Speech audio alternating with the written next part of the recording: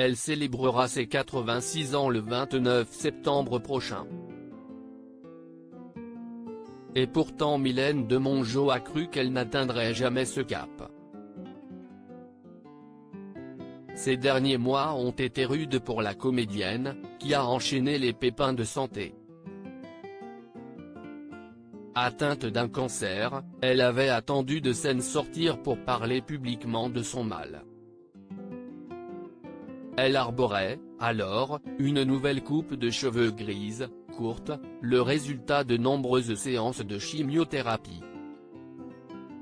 Et si elle a joué la sécurité, quitte à patienter des semaines durant, l'actrice a finalement vécu une récidive. Mylène Demongeot a dû retourner à la case chimio, comme elle l'explique ouvertement dans les colonnes du magazine France Dimanche.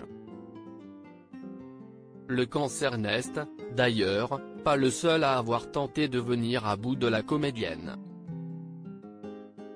Victime de la pandémie de Covid-19 l'année dernière, elle était considérée comme condamnée. Mais un certain spécialiste marseillais l'a, selon elle, sauvée.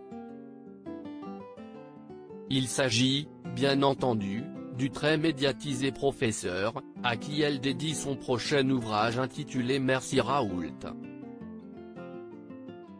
Tous assuraient que j'allais mourir, que j'étais trop faible. Dans les pages de ce récit autobiographique, l'auteur raconte son combat contre le virus et son retour inespéré à la vie grâce à un savant mélange d'hydroxychloroquine et d'antibiotiques.